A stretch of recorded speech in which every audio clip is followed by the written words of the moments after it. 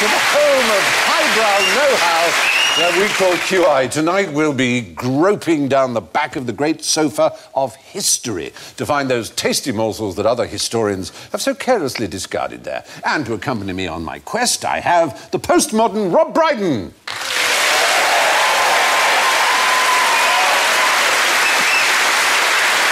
The pre-classical David Mitchell.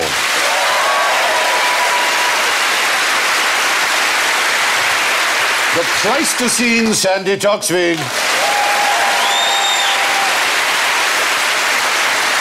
And our very own bowl of primordial soup, Davies.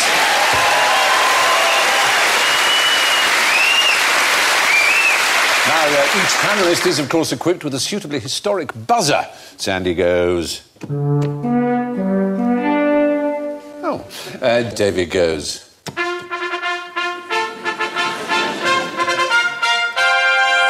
Quite long. Rob goes... and Alan goes... Of course. So, as we stroll off into the mists of time, let's start with something nice and easy. Name a henge. Now, look. Now. Yeah. Sea henge. Oh! There is a sea henge, but it's not a henge. Oh, right. It's a word with the word henge in it.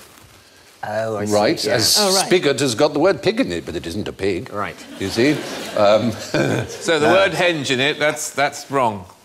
I think you're wary enough for good reasons. Carl, you didn't get me there. A henge is a specific thing.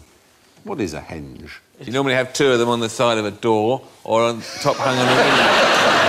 Oh, still your nice henge, sir. Yes. A hedge bent on revenge, that's what it is. Good. Yeah. Is it a very old form of economic investment? It's a henge fund. Hey! Good. No, it's not that either. It's one of those archaeological words. There's a specific meaning as an embanked area outside with ditches on the inside. Right? And Stonehenge is the other way round, so it's not a henge. Even though the name henge comes from Stonehenge. A henge is a word for something that's like Stonehenge, Yeah. but not including Stonehenge. Basically. Was the word It was just stone Stonehenge. named after Stonehenge? Yes, the stone. You're safe with the stone. Maybe Stonehenge was just a noise they came up with for Stonehenge, which luckily gave them a word for two common sorts of things. Okay. Probably the noise they made when they put those top ones up. People just, right up until the 20th century, were quarrying it. They would actually set fires on the lintels, the top bits, to crack the stone and take it off and build things. Nowadays, it's cordoned off. Yes, it is rather, isn't it? The Druids, they get... Oh, the Druids, they can do what they want. How long have Druids been celebrating it, religious services? 1970. Basically, since the beginning of the 20th century. There's no evidence that Druids had anything to do with Stonehenge at all. So why did they get all these concessions so quickly of access to Stonehenge? It was in 1905 when they started doing it. Stonehenge was private property. It was on somebody's land. It didn't belong to anybody except the owner of it. And then Chubb in 1915, who went to a lunatic asylum nearby, bought it. 1915-16 for his wife. You're quite right. Yes, he bought it for his wife at auction. Yeah. And 3 years later, she gifted it to the nation. Yeah. Re-gifted. Yes. Re-gifted. Yeah. Exactly. Yeah. Well, it must have been held to clean. Oh. Top bits. Top bits. So the Druids have access to it, so presumably, I mean, they can't all have parked miles away. They must have little stickers in their windows with a little Druid sign on it, which also gets them into Ku Klux Klan meetings. Yeah, they've just got to straighten up their headdresses. They can park near the burning cross. Yeah.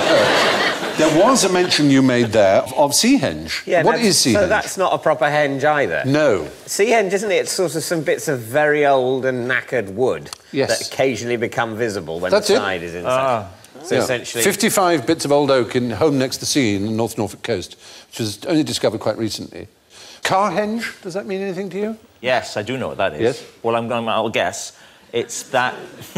You started really confident. Yeah, and then suddenly... Just slid away from you there. It's probably not right. I'll give it a go. Is it? I know. I think I know what it is. And it was featured on the inner liner notes of Bruce Springsteen's album The River, in particular reference to the song Cadillac Ranch. It's all these Cadillacs that have been... It's not, is it? Yes, it is. It is, it is. Yes, There it is, yeah. All Brilliant. these cars have been stuck in the ground. And sprayed with grey paint, yep.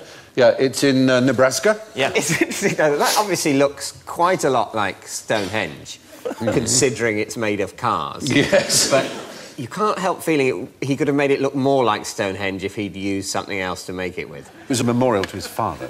Was he killed in a car accident? Does the name Alfred Watkins mean anything to you? He wrote a book called The Old Straight Track in the 1920s, and he posited something that he called lays. There's sort of spiritual lines, as it were. Yes, yes, people apparently wrongly call them ley lines. They're wrong to Yeah, call. apparently that's wrong. Whereas people who allege they exist aren't wrong to do that. But we can show you some ley lines in Britain, which may make you think again. Each one of those letters represents something. Certainly challenging my well, it is scepticism. If each one of these letters represented a stone circle or a henge of some kind, it would be quite a coincidence, because you would need to get above the ground to get them in shape. But actually, this map was drawn by someone who was deliberately poking fun at ley lines, because this is nothing less than a representation of Woolworths stores in Britain. As he says, you can't rule out the possibility that Woolworths used aliens to get so exact and perfect a geometrical shape. It does look like if you folded it one more time, you'd get a frog. Yeah. It looks certainly quite origami. Surely there are more. Or there are 800, but there those... were more. Yeah. So he's been very selective in his choice of Woolworths. Whereas people who believe in ley lines aren't. So, well, that's your henges for you. According to archaeologists, Stonehenge isn't really a henge at all. So, I have a thing that I want to show you. This might help in decision-making. You have a look at one there. There we are. Pass one along. There you go. This is a bowl. It's a replica of an original ancient British bronze bowl that was discovered in Northern Ireland. Very like a bronze bowl. It's very like a bronze bowl. It has got a hole in it. Ah! Has yours got a hole in the bottom? Yes. They've all got holes in the bottom. How would they... Oh! That's a very ancient British use, it must be said. You know what I'd use this for, Steve? Tell me. If I were enjoying some salted pistachios at home while watching the Emmerdale omnibus, I would use this to deposit... Kill yourself. To kill yourself.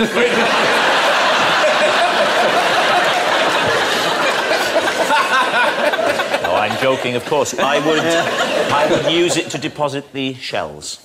Oh, and what? Would the salt run out of the bottom hole? Yes, it would, and I would use that to encourage slugs. I would make a trail of the salt. Right. To encourage them to their death, yes. you see. Do you think that's what ancient Britons used to use it for? I think I'm close. Yeah. Except it would have been Crossroads rather than Emmerdale Farm. Of course it would, yes. Would you like me to demonstrate how you Yes. use it? I have one here. It's a slightly bigger one. I have a large Where's the fish gone? vase. And if I put it in here, Oh, gosh. what's going to good. happen? Yeah, great. It's going to sink. It's going to sink. Eventually, yeah. But the point is, it takes a set amount of time to fall to the bottom. And you could call that time a minute or something. You could give it a name and make it a time unit. Suddenly, you've got a way of repeating a consistent length of time. And almost all civilizations have developed different ways of measuring a unit of time that they can predict.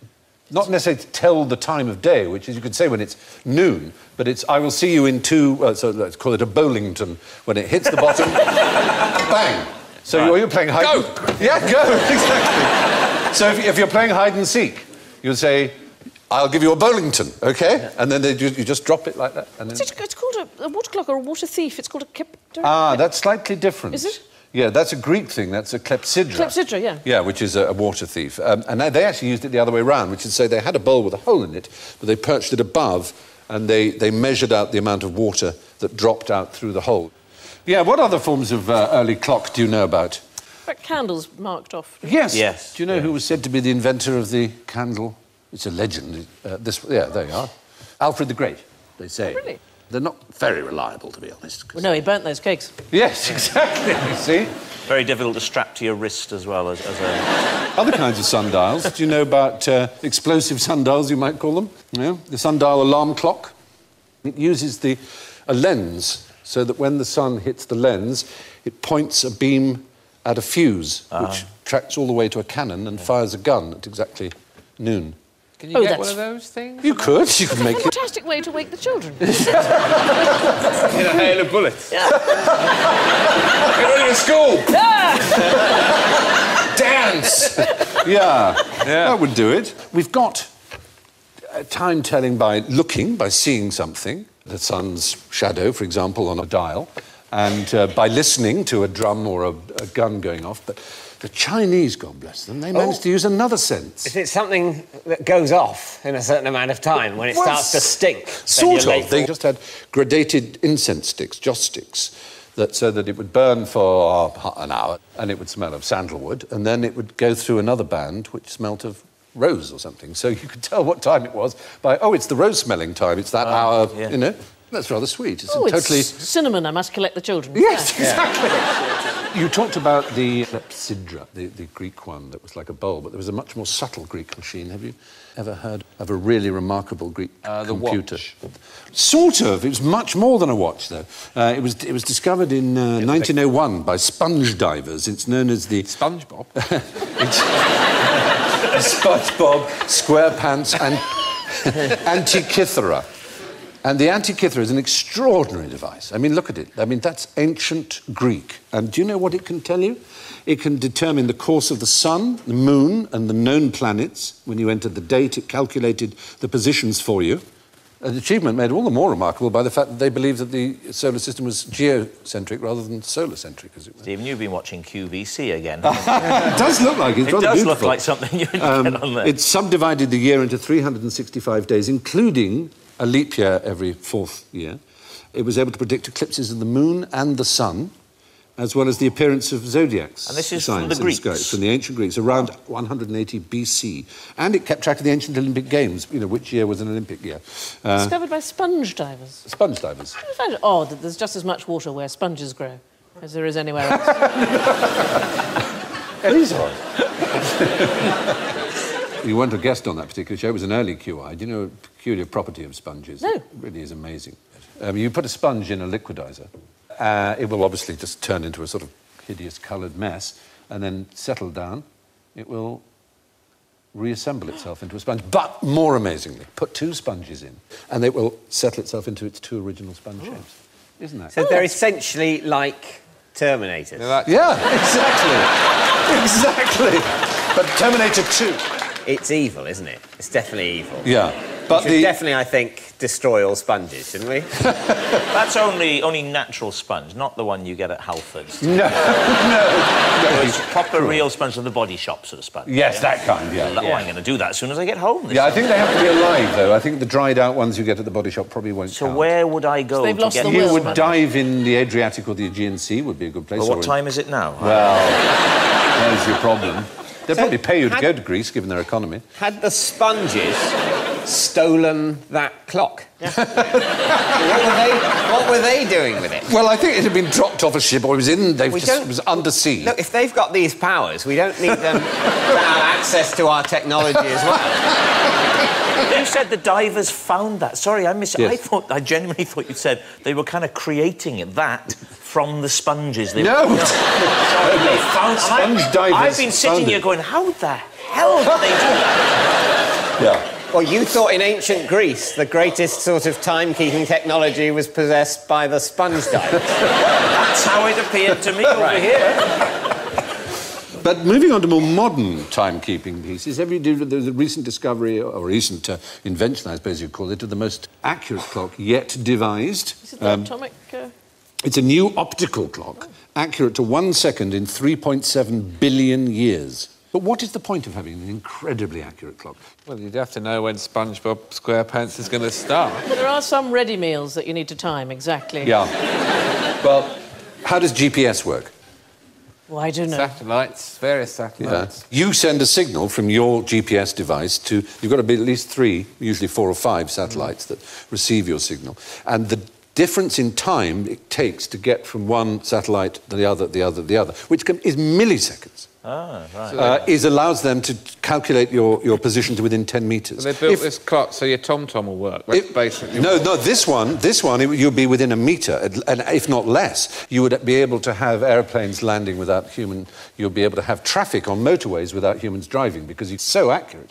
But also email or any transaction over the internet uses what's called packet switching, which means that the information is broken up into packets, and they're reassembled the other side. But each side has to be exactly synchronised. Otherwise, the message is nonsense. So the cesium atomic clocks are not just for, gosh, look how accurate. Yeah. I know it's exactly it. But it's, in fact, in order to make all this technology work. It's rather pleasing, isn't it? I prefer it when it's a bit more relaxed. Who was the king that had Sandringham time? Was it Edward VII? Yes. He used to have all the clocks were set half an hour earlier so that everybody got up for hunting.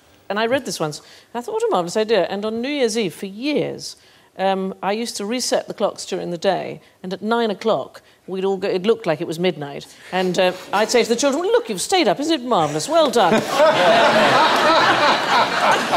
We put them to bed, it was marvellous, it was fantastic. Yes, well, there is accurate time and there is Bergsonian internal time, isn't that? It's the time in which things can seem to take a lifetime in your own head and things can go fast. But don't they say that the amount of time something seems to take is in terms of a percentage of how long you've been alive? Time speeds up the older you get. I had an aunt in her 90s and she said, it can't be breakfast again. Astonished by the idea. It's just like... For the Queen Mother, everything after 1964 was just a sort of blur. She must have thought, my horses are definitely getting quicker. So, yeah, it was an ancient British clock. One of the ways we told the time in the days when being accurate to a billionth of a second didn't seem quite so important.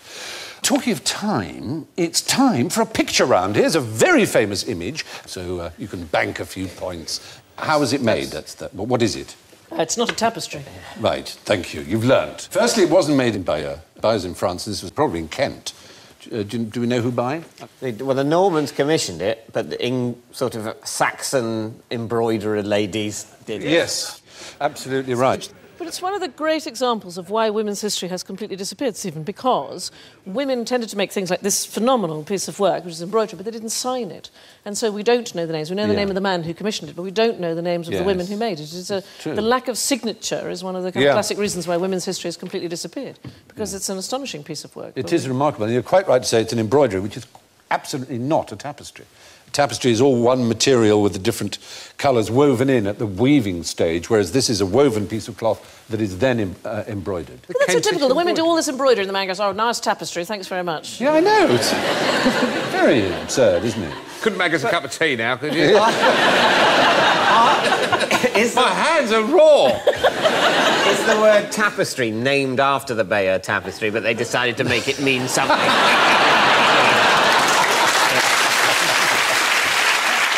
Yes, what else? Can you tell the British from the French in that picture? Are the British the four-legged ones at the top? I should say English rather than British, The English will be the ones not on horses. That's pretty much true. But also the other giveaways is moustaches. Some of our English fighters were on horses, but the British... the English... I'm allowed to say English. I'm so unused to being allowed to say English because they were English. had the moustaches, the Harold's housecarls, plus they tended to have battle axes rather than the lances and things. Great comedy hats, aren't they? They're rather extraordinary. They are little sort of party hats. They've got a little bit of elastic under the chin. It's done by the same person that did Mr. Ben. It's a very similar style, isn't it? Yeah. Yeah. Suddenly the shopkeeper specific appeared. blokes that the women doing the embroidery knew. What are you doing? I'm doing Reg. Yeah.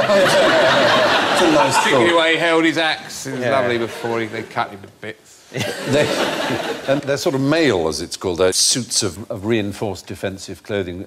Harold Hardrada had a long one which apparently couldn't be penetrated by a spear and was known as Emma. Is that based on a particularly aloof woman who also couldn't be penetrated?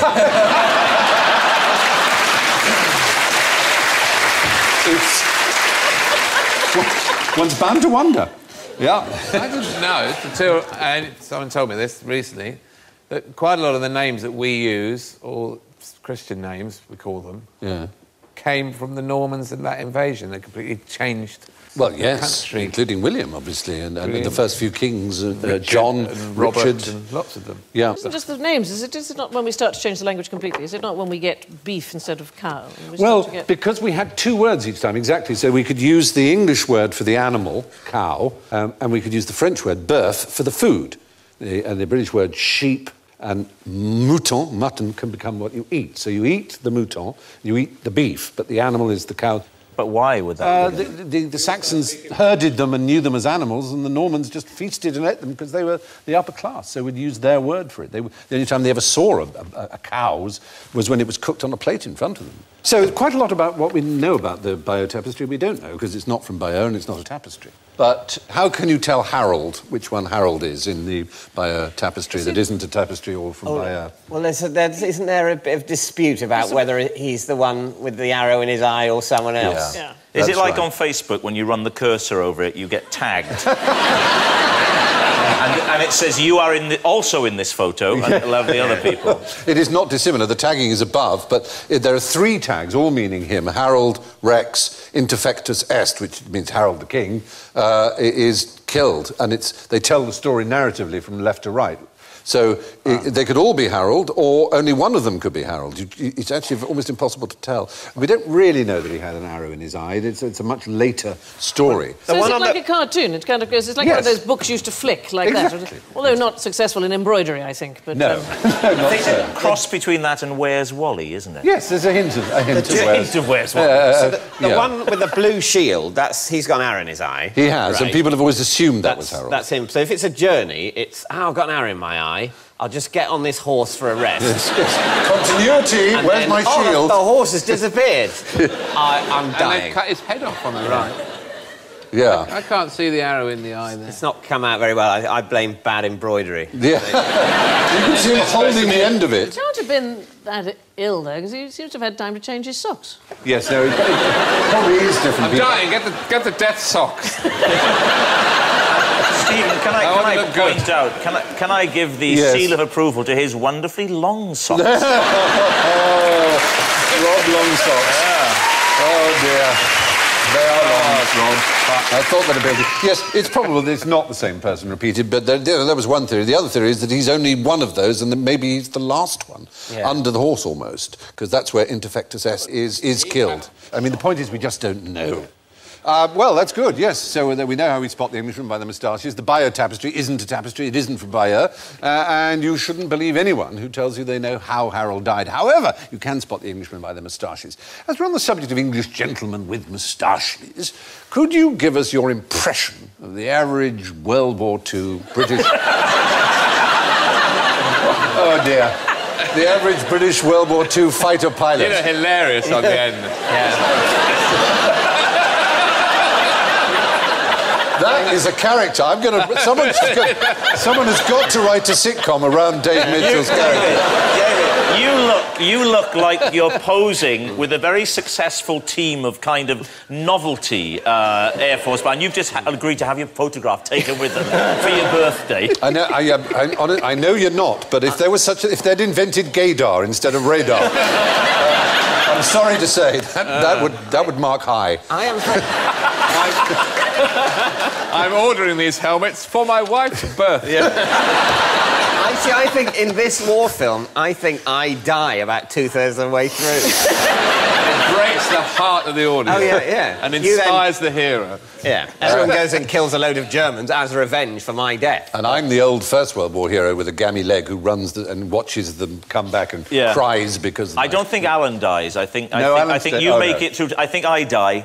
You think I'm going to live. You're dead. And then right near the end, I die. I like Von Ryan's Express as I'm running towards the train. I get shot at the end. Right. And the plucky woman who was just supposed to do the radio has been forced to fly one of the planes. Yeah. You look as if you could do it. You've got your sergeant stripes there. I look rather fine. But how did the pilot talk? That's the thing. Red leader, We've got a lovely team today who will be furnishing you with the easy kiosk, scratch cards, straws. Like that. Clean up in aisle 3.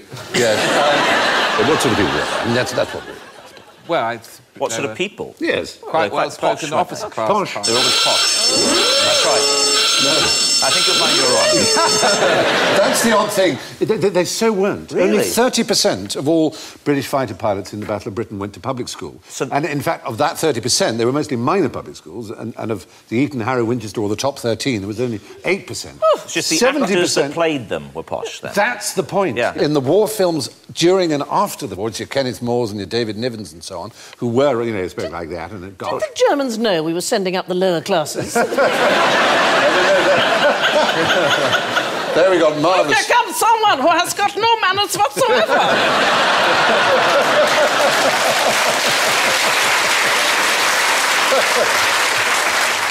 But there's your Richard Todd on the left, who, of course, is playing a bomber. Your actual Richard. Yes, playing Guy Gibson there, I think. And there's, of course, David Niven from A Matter of Life and Death, by the look of it.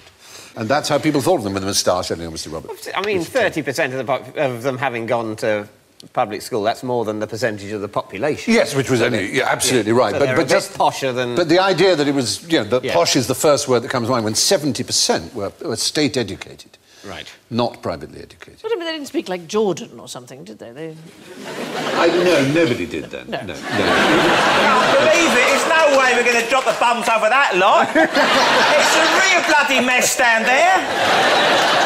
Right, let them go. Look at that. Oh, dear. 20% of all the pilots were, in fact, not even British. Polish, not a Polish. Well, quite a few were Polish and Czechoslovakian, but also from the Dominions and the Empire, the Commonwealth, Canada, New Zealand and Australia particularly, of course, and South Africa also. And sitting on the plane at the end there is obviously hoping for a ride. Is this right? Is this where you go? I'm ready! I find you get a better view from here. What about modern pilots? Is it any advantage for them to posh up their accents? Yes, because isn't it something that it's more reassuring for people? The classic British Airways pilot is that sort of very... British Airways flight. I mean, nowadays you've got your Virgin, your Buzz and your Go. Yeah. And those guys sound like they're on Radio Top Shop. They do. Good morning to you, ladies. Going to get this little baby airborne as soon as I can. First of all, check out Lily Allen. Yeah. And they tell you the Christian names of the other... Oh, I hate it. Why? You don't need to know that. I was on a British Airways flight. It was just after, about 6 weeks after 9/11. Everybody was a little bit tense, and I was flying out of New York. And very tragically, the plane directly in front of us took off and crashed. I don't know if you remember, there was a flight going out to the Dominican Republic. Oh, yes. And it crashed. Anyway, we all deplaned, and after about 12 hours, we were allowed back onto the flight. Anyway, the pilot came on, and he said, good evening, ladies and gentlemen. This is the delayed flight to London. I know many of you are seasoned travellers, and you probably don't watch the safety briefing, but perhaps today. Wow! It's usually Australians. Australians get it right. I was on an Ansett flight from Perth to Adelaide, and he started off by saying, we're on our way to Adelaide. Adelaide is not your final destination. Now would be an ideal time to deplane. And then he sort of started talking about the safety. He said, but that's enough yakety-yak from me. He said, it's time to push some service down the aisles and some scenery past the window. It's very good. Australians are good at that kind of thing. Now, accents we were talking about there, you're absolutely right. People do like what they consider to be an authoritative and reassuring voice from a pilot. 72% of people interviewed felt it easy if a pilot had a what accent? People like Scottish accents. Right, Edinburgh in particular. Right. I don't think that would be very good. but a nice, respectable like Edinburgh would make Miss you feel... Jean Brodie. That's right, yes, that would be fine. You could sit down the plane, it would go ding-dong, go... This is not the one about the aeroplane that crashes in the river. It's not that one. No. What about a Geordie accent? 65% of people said a Geordie accent would make them feel more or less comfortable. He can serve the drinks. He can serve the drinks. I don't want him flying the plane. Well, fun enough. Very friendly. 65% said they're okay. Chatting too much, and then they'll just crash into it. Oh, yeah.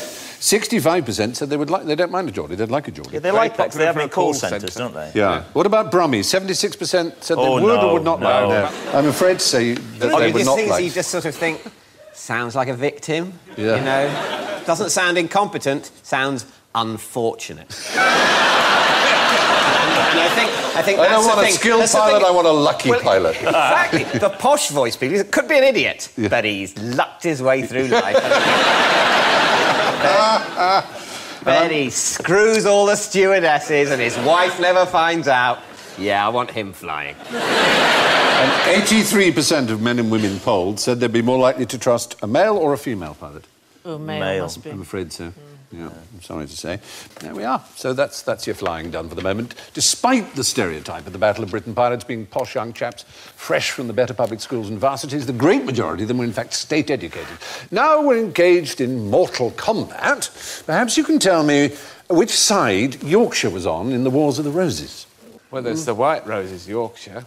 Yeah. Well, it's not the counties, though, is it? It's just the royal houses. That's the point, exactly. Oh, Yorkshire has no more to do with the House of York than Kent or Norfolk. It's the Duke of York versus the Duke of Lancaster. Yes, exactly. The point is, in fact, most people who lived in Yorkshire were Lancastrians. In fact, they favoured the Lancastrian cause. But now, Henry of VII, course, I mean. people in Yorkshire very much associate with the White Rose and the Yorkists. Well, because it's become the symbol of the county, and the cricket match between the two counties is known as the Roses match, and so on. But you're right.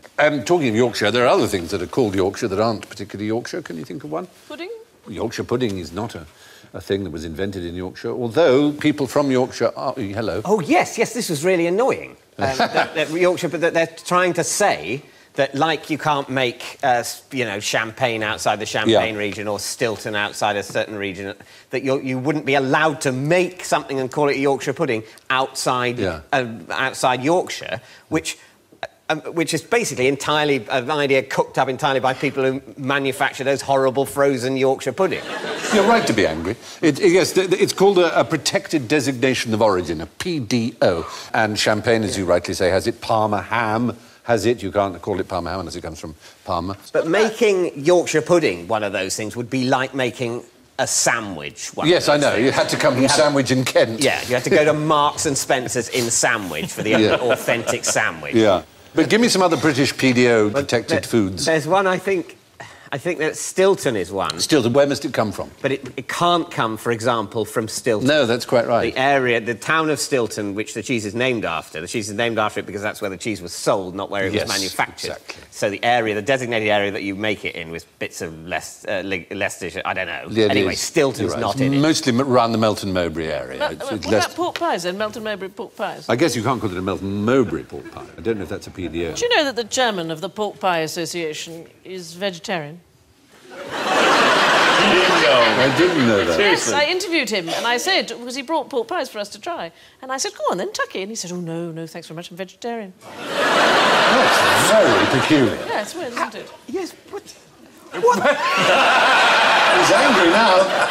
No, I'm absolutely sure. What's this man done with his life? You can't, on the one hand, say it's wrong to eat animals and then dedicate your professional life to the marketing of ground-up pig. It's like... You've got a point. It's just a sort of pacifist nuclear weapons manufacturer. But not all vegetarians are vegetarians because they don't agree with the slaughtering of animals. Some do it because they just don't like the taste. Maybe he thought it was a job being chairman of pork pie hats. Oh. Yes. Or of lying.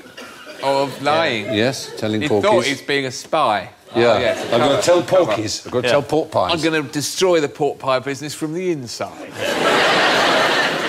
Well, there you are. The fact is, the more Yorkshire folk supported the Lancastrians than the Yorkists. Scotch whisky. Thank you. The question will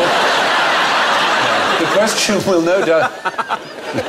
Any minute now. Yeah. On the subject of making a bit of noise, what might you use these for? Oh, those are fantastic. Aren't they great? But they're mobile. They Yes. look like giant tubers. In fact, tubers is a word that was used, and they were called war tubers. You can see. Sirens, sort of air raid warning. No. Is it an overlarge hearing aid? Yes. What? Oh. Yes. Or is it the hearing enemy aircraft? It's like an ear trumpet. Wow. And you could hear enemy aircraft coming towards you. And by setting the angles, they could determine not just the distance, but the direction. You wheel it down to Dover, you can hear them in France. That's the idea, like the sound mirrors. Chatting. they had sound mirrors as well, which were not actually made of metal, but usually of concrete. These are Japanese, as it happens. The Japanese used them to detect aircraft coming in. We had nothing quite as enormous as that, but there had been things like yokes where you put them on your shoulders. There, look at that. Rather splendid. And it's extraordinary how much they did give you a slight advantage. It looks silly, but I find myself more and more as I enter my 30s now doing doing that. Yes. You see, and it makes a hell of a difference. Take them away, David. Take them away. Now, here I am. Hello, David. Wait, we're not yet. Hello, David. It's lovely to see you. Now try them. Now try. I'm sorry, what? Put them there. Okay, yeah. Hello, David. You see? Now, practical proof. He's misunderstanding for comic effect, but it's true that hello, David, lovely to see you. It does make a difference. It genuinely makes a difference. It is, yeah. It So makes it sound different. It sounds much better. If you do it now, no, that's very disorienting. That's quite nice. When you talk yourself with them, you almost fall over. So don't talk yourself like this. Also, you look like an idiot. Yeah. I feel like I'm in front of myself. Yes. I think what's nice is it also has a nice warming effect on the ears. It's really a win-win-win-win-win-win-win, isn't it? Yes, Yeah. I find it very comforting. And also it means you can't hear all the horrible things people behind me are saying. That's true. You have to reverse it like that. Shut up, shut up, shut up! Oh, you bitch! Meow. Get back in the knife drawer, Mrs. Sharp. Perhaps the really clever thing is the fact that you can get the range and the elevation from the slight difference in time, like what we were saying about clocks. Our own ears receive the same sound, but at slightly different times, because one is nearer than the other. I mean, it's minuscule. It's enough for the brain to process it and know that the sound is coming from there, not from there. And some animals, like the barn owl, have this to an extraordinary degree. Their ears are actually inside a kind of sound dish. That's what that round shape is in the owl's face. And they've got one high looking down and one low looking up. And they're able, therefore, to tell with extraordinary precision something they hear, exactly where it is. So nature always gets there first.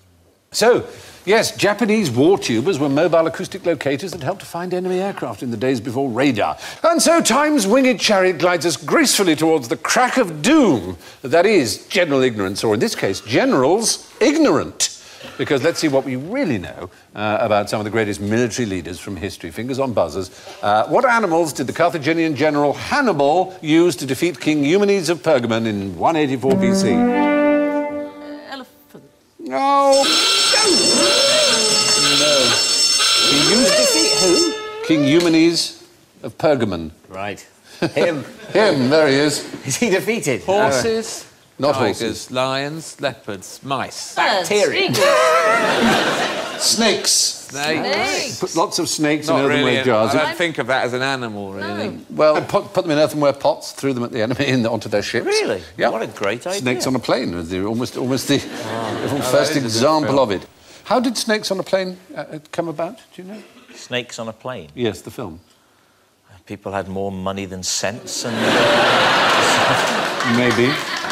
No, supposedly it was a group of scriptwriters sitting around trying to think up the stupidest name, Really? like a pub game, and someone said, Snakes on a Plane, and they said, you know, that's so crap, it's good. It would be scary to be on a plane with lots of snakes, though. I mean, yes, Good. it would. I like Yes. the film. Is It's it quite good? scary. the key would be whether the mechanism, the plot that Yeah. leads to the snakes being on the plane is believable or not. Well, they get out of a thing in a hold. Oh, well, that sounds all right to me. Yes. And they're snakes, so they can get through tiny They come up gaps. the loo. Whoa! Might well do. Ooh, anyway, yes. Hannibal defeated the Pergamese by bombing them with pots full of snakes. Now, who succeeded Harold as King of England in 1066? Is there a trick to it? No, it's just you need to name the person who succeeded Harold as king in 1066. Or was it the Don't bastard? trust him. The trick is I to know. the trick is to know the answer. I don't trust you at all. Is it the bastard, then? Who's the bastard? Oh dear. See? It was not a trick. Did England cease to exist in some way, or was it changed in name? There was another Saxon claimant who was nominally king for 45 seconds or something. Well, for a few months. Right. Yes. Edgar Atheling. And he was 15 years old. But Saxon kings were... How did you become a king if you were Saxon? Did you have to be sort of You had to be from nominated? one of the 5 or 6 families, and then you'd be elected. Yeah. It's like the By what? By votes? They Yes. would vote for you. Yes. Edgar the Atheling. He was 15 years old, but of course William had won the battle, and so he came after him and he tried to fight. He couldn't raise an army, he went abroad, didn't really live Well, a he's very 15, successful life. so he wouldn't have been able to do anything, would he, really? Edgar the Atheling was proclaimed king by the English after the death of Harold and reigned for 2 months before William was crowned. Why did Julius Caesar wear a laurel wreath? Was it because he was bald? Yes, is the right answer. Absolutely right. He was very vain. According to Suetonius, his baldness was a disfigurement of which he was deeply ashamed, and so he chose the laurel wreath as one of the things he had a right to wear, and wore it all the time, which others wouldn't. They said the laurel wreath is going to do wonders for you, Julius. What it's going to do is going to take attention away from the baldness. Now, they come in a variety of colours and styles. We're going to start you off with a very simple, traditional one. He was also supposed to have invented the comb-over, because Suetonius also... Invented the Yeah, he combed his hair forward. I should quote you Suetonius in translation. He used to comb forward the scanty locks from the crown of his head, and of all the honours voted for him by the Senate and people, there was none which he received or made use of more gladly than the privilege of wearing a laurel wreath at all times. It's going to look really He must obvious. have looked like a 60s footballer who'd come through a hedge. It'd be like leaving your Christmas cracker hat on all year. So, with that display of general incompetence, we reach the end of recorded history. All that remains to see is who has learnt its lessons and who is condemned to repeat its mistakes endlessly. On Dave. And taking their place in history tonight with a magnificent +2 points is Rob Brydon. Happily dancing to the music of time in second place with -4, it's David Mitchell.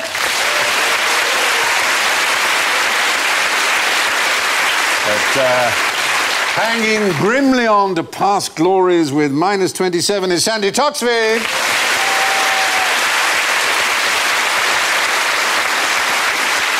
And finally, sadly, no more than a forgotten obscure footnote with -29, Alan Davies.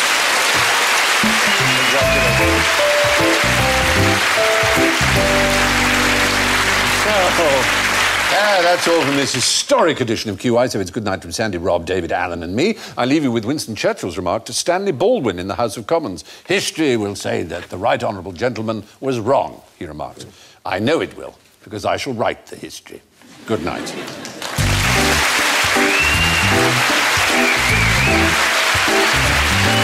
More QI on Friday evening over on BBC One Scotland at 8:30. Next tonight, here on BBC Two Scotland, two men forge an unlikely friendship that will change their lives forever. Film drama, Goodbye Solo.